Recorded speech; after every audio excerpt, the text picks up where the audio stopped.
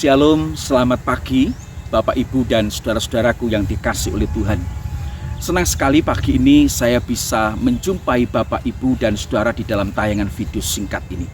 Sebelum kita kembali membaca dan merenungkan kebenaran firman Tuhan, terlebih dahulu kita akan tunduk kepala, kita berdoa. Mari kita berdoa. Bapa kami yang di surga, terima kasih ya Tuhan untuk anugerah Tuhan dan kesempatan yang kembali Tuhan berikan kepada kami. Untuk pagi ini kami boleh bersama-sama duduk diam, membaca dan merenungkan kebenaran firman-Mu. Kami mau belajar dari firman-Mu Tuhan, supaya kehidupan kami menjadi kehidupan yang memuliakan nama Tuhan. Bahkan kehidupan kami menjadi kehidupan yang menjadi berkat bagi orang-orang di sekitar kami. Tuhan berkati pemberitaan firman-Mu hari ini, baik hamba-Mu yang memberitakan, kami semua yang mendengar, kami diberkati oleh firman-Mu. Terpujilah nama-Mu ya Bapa. Di dalam nama Tuhan kami Yesus Kristus, kami bersyukur, kami berdoa. Amin. Bapak Ibu dan saudaraku yang dikasih oleh Tuhan, pagi ini saya ingin mengajak saudara untuk kita kembali belajar dari kitab Filipi. Dan pagi ini saya ingin mengajak saudara untuk kita bersama-sama melihat satu ayat di dalam kitab Filipi, yaitu Filipi pasal 1 ayat yang ke-21. Filipi 1 ayat 21, satu ayat yang mungkin paling saudara sukai dan paling sering saudara baca atau dengar gitu ya. Di dalam Filipi pasal 1 ayat 21, Rasul Paulus berkata di dalam bagian ini, dia katakan, karena bagiku hidup adalah Kristus dan mati adalah keuntungan. Saudara, ketika Paulus di dalam penjara, dia tidak berputus asa, dia tidak meninggalkan Tuhan, tetapi justru ketika dia di dalam penjara, dia memberikan sebuah contoh dan teladan. Ini loh orang-orang Kristen yang seharusnya lakukan di masa kini, dalam kondisi yang apapun dan bagaimanapun situasinya, komitmen ini harus tetap dipegang bagi orang-orang Kristen. Karena bagiku hidup adalah Kristus dan mati adalah keuntungan. So, inilah ayat yang akan kita renungkan bersama hari ini. Hidup adalah Kristus dan mati adalah keuntungan. Saudara, ketika saya membaca ayat ini, saudara, ada dua pelajaran penting yang saya mau sampaikan kepada saudara sekalian. Yang pertama, ketika Paulus berkata hidup adalah Kristus dan mati adalah keuntungan, di dalamnya mengandung satu pelajaran yang penting, bahwa dalam kondisi yang bagaimanapun juga, Paulus ajarkan supaya kita tidak meninggalkan Tuhan. Dalam kondisi yang bagaimanapun, Paulus ajari supaya saudara dan saya tidak meninggalkan Tuhan. Paulus sudah memberikan teladan dan contoh. Ketika dia di dalam penjara, bukan karena dia berbuat jahat, tetapi karena dia memberitakan Injil, karena tujuan mengacaukan kota. Tetapi Paulus tidak meninggalkan Tuhan. Walaupun hidupnya terbelenggu, hidupnya dibatasi, hidupnya penuh dengan kesulitan, hidupnya penuh dengan penderitaan, saudara, tantangan, ancaman, saudara, tetapi dia tidak pernah meninggalkan Tuhan. Itu yang pertama. Dia katakan hidup adalah Kristus dan mati adalah keuntungan. Dan dia tidak pernah meninggalkan Tuhan. Bagaimana dengan kita, saudara?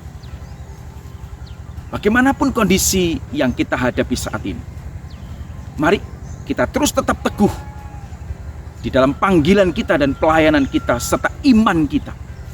Bagaimanapun situasi yang kita hadapi saat ini, pergumulan ekonomi, pergumulan keluarga, rumah tangga, pergumulan pekerjaan, pergumulan di dalam pelayanan, sekali apapun pergumulan kita, jangan pernah kita meninggalkan Tuhan. Yang kedua, saudara, pelajaran yang saya boleh sharingkan untuk saudara hari ini adalah, di dalam kondisi yang begitu sulit sekalipun, kita tidak boleh kehilangan pengharapan. Rasul Paulus, saudara, di dalam pemenjaraannya tidak membuatnya hilang di dalam pengharapannya. Justru di dalam penjara itu, saudara, dia mampu membangkitkan semangat jemaat yang ada di Filipi. Bahkan dia mampu mendorong jemaat di Filipi supaya tetap bersukacita. Bahkan di dalam pemenjaraannya itu, saudara, membuat orang-orang lain makin berani untuk memberitakan Injil. Dalam kondisi yang seperti apapun, Paulus sudah buktikan bahwa dirinya tidak hilang di dalam pengharapannya. Dia terus berharap kepada Tuhan. Dia terus yakin bahwa Tuhan akan menolong dia. Dia terus yakin bahwa Tuhan pada satu saat nanti akan kembali memberikan kebebasan kepada dia. Saudara, kalau saudara membaca di dalam ayat yang ke-22 sampai dengan ayat yang ke-26. Saudara, kalimat-kalimat yang diucapkan oleh Rasul Paulus bukan kalimat yang putus asa, bukan kalimat yang berkeluh kesah, tetapi satu kalimat-kalimat yang penuh dengan pengharapan. Saudara perhatikan di dalam ayat yang ke-22. Tetapi jika aku harus hidup di dunia ini, itu berarti bagiku bekerja memberi buah. Satu pengharapan, dia tetap bisa bekerja untuk memberi buah. Jadi mana yang harus kupilih? Aku tidak tahu. Aku didesak dari dua pihak. Aku ingin pergi dan diam bersama-sama dengan Kristus. Itu memang jauh lebih baik. Tetapi lebih perlu untuk tinggal di dunia ini karena kamu. Dan dalam keyakinan ini tahulah aku akan tinggal dan akan bersama-sama kamu lagi dengan kamu sekalian, supaya kamu makin maju dan bersukacita dalam iman, sehingga kemegahanmu dalam Kristus Yesus makin bertambah karena aku, apabila aku kembali kepada kamu. Kalimat-kalimat yang diucapkan oleh Rasul Paulus bukan kalimat-kalimat yang menandakan dirinya putus asa, tidak, tetapi satu kalimat yang penuh dengan pengharapan. Saudara, ini satu hal yang menjadi contoh dan teladan yang baik bagi kita, saudara. Rasul Paulus ketika berkata hidup adalah Kristus dan mati adalah keuntungan, bukan dalam kondisi yang dia nyaman, dia baik, dalam kondisi yang bebas, dalam kondisi yang sukacita, bukan, saudara. Tetapi ketika dia berkata hidup adalah Kristus dan mati adalah keuntungan, dia katakan itu dalam kondisi dia di penjara, saudara. Dia buktikan dia tidak meninggalkan Tuhan. Dalam kondisi apapun, dia tetap punya pengharapan. Bagaimana dengan kita? Dalam kondisi yang kita alami saat ini, mungkin kita mengalami kesulitan di dalam kehidupan kita, pergumulan di dalam kehidupan kita.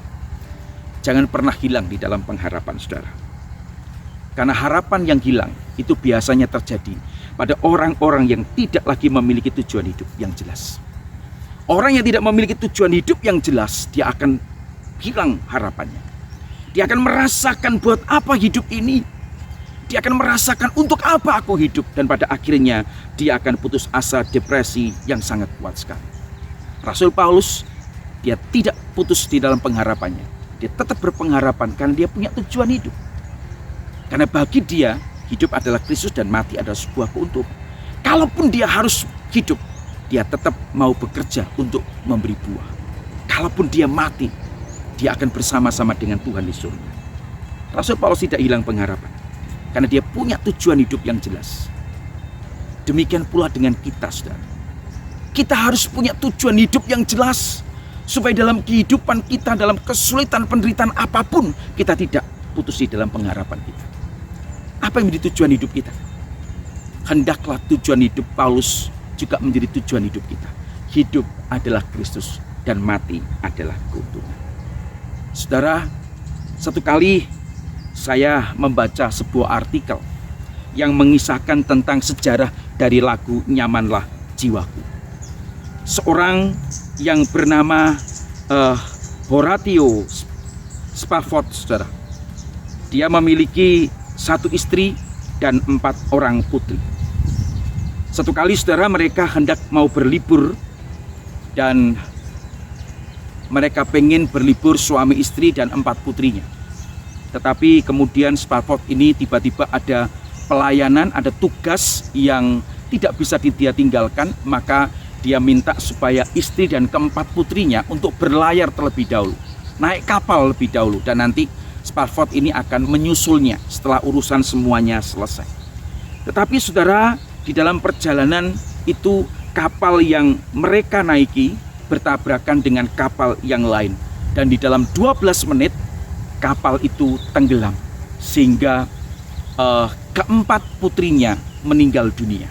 Hanya istrinya yang selamat.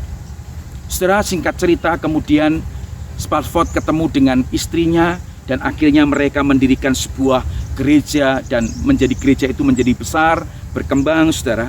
Setelah itu singkat cerita saudara, mereka dikaruniai seorang putra saudara, bagi Spalford seorang anak laki-laki. Nah saudara, tetapi kemudian tidak lama anak ini menderita penyakit pneumonia dan meninggal. Saudara, banyak orang bertanya-tanya kenapa ya keluarga ini, Spalford ini, 4 anaknya sudah, putrinya meninggal, kemudian 1 orang anak laki-lakinya juga meninggal karena pneumonia. Maka gereja berpikir saudara, beranggapan bahwa ada dosa yang disembunyikan oleh keluarga ini. Dan akhirnya gereja mengusir atau mengeluarkan dia dari keanggotaan gereja. Saudara, satu hal yang sangat bergumul bukan? Dari sisi keluarga, anak-anak ke-4 putrinya dan 1 anak lakinya sudah tidak ada. Dia juga dikeluarkan dari keanggotaan gereja dan dia juga kehilangan harta bendanya. Tetapi saudara, Spalford ini tidak meninggalkan Tuhan. Dia juga tidak putus asa. Bahkan di dalam kondisi yang seperti itu saudara, dia mampu menuliskan kalimat demi kalimat yang kemudian dinyanyikan dan digubah dalam sebuah lagu, Nyamanlah Jiwaku. Saudara, satu hal yang sangat indah sekali dari kesaksian Spalford ini. Seperti Rasul Paulus yang tidak hilang di dalam pengharapan. Seperti Rasul Paulus yang tidak meninggalkan Tuhan di dalam kondisi yang apapun. Demikian pula Spalford. Dan Tuhan inginkan supaya kita juga menghidupi firman Tuhan ini.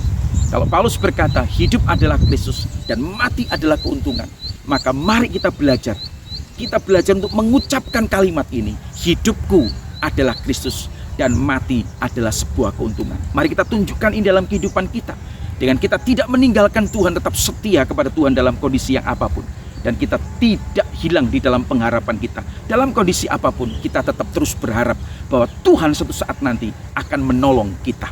Tuhan Yesus memberkati. Mari kita berdoa.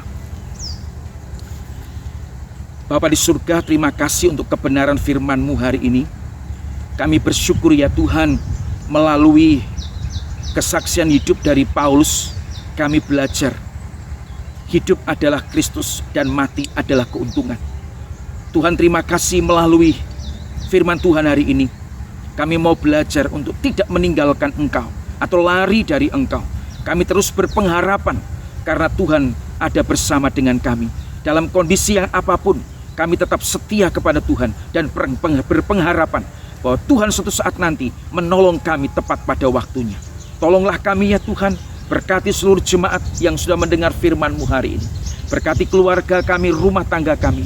Berkati usaha pekerjaan kami. Berkati juga tuh perjalanan iman kami Tuhan. Supaya semakin hari hidup kami semakin memuliakan nama Tuhan. Terima kasih Bapa. Ini doa kami di dalam nama Tuhan kami Yesus Kristus. Kami sudah bersyukur dan berdoa. Amin. Tuhan Yesus memberkati kita semua. Selamat beraktivitas. Amin.